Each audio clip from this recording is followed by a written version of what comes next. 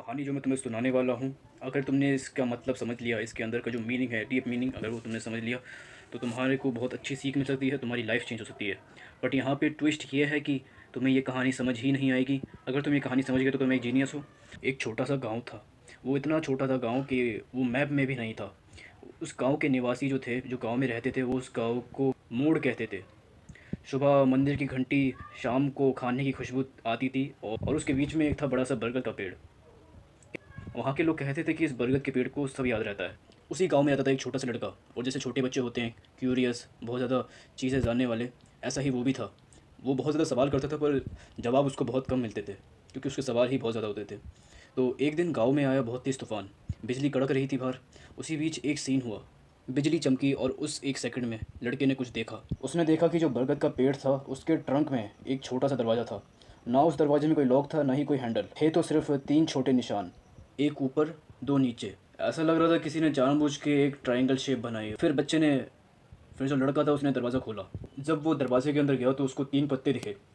3 पत्तों पे एक सेंटेंस लिखा हुआ था, एक लाइन लिखी हुई थी। एक सच मांगता है, एक चुनाव मांगता है, एक ख्याल मांगता है। पहला पत्ता उसको एक तालाब पे ले गया। उस तालाब को वहाँ पे लोग मिरर लेक बोलते थे। कहते थे उस तालाब में आपको अपना चेहरा नहीं दिखता, बल्कि सच दिखता है।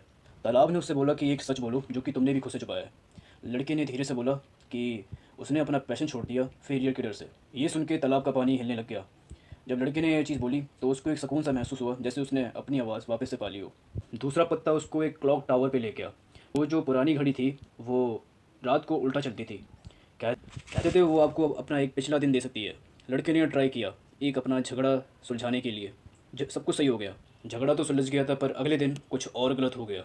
तब उस लड़के को समझ में आया कि लाइफ में अगर कुछ भी अंडू करोगे, कुछ भी फिर से सही करने की कोशिश करोगे, तो कुछ ना कुछ आगे चल के अलग चीज़ हो ही जाएगी। हमारा हर एक डिसीज़न एक अलग टाइमलाइन क्रिएट करता है। तीसरा पत्ता उसे एक बंकर के पास ले गया। उसका काम ख़त्म हो चुका था। लड़के ने अपनी सारी बचत उसे दे दी ताकि वो फिर से शुरू कर सके।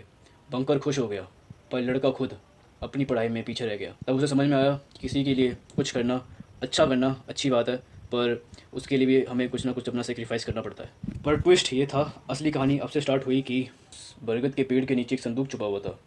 उसके अंदर एक बीज मिला। कहते थे कि जो उस बीज को बोएगा वो गांव का फ्यूचर डिसाइड करेगा। गांव के सभी लोग उस बीज को अपने पास चाहते थे। पर एक दिन वो बीज गायब हो गया। लोग एक दूसरे पर शक करने लगे, दोस्ती टूटने लगी, सब एक दूसरे पर शक की निगाह से देखने लगे। फिर पता चला एक औरत ने चुपचाप उस बीज को छुपा दिया। उस औरत ने बीज इसलिए छुपाया क्योंकि लोग उसके लिए लड़ रहे थे। उसने समझ लिया था कि जब लोग पावर के लिए लड़ते हैं तो वो किसी भी हद तक जा सकते हैं। बस सबको अपना फ़ायदा और पावर चाहिए होती है।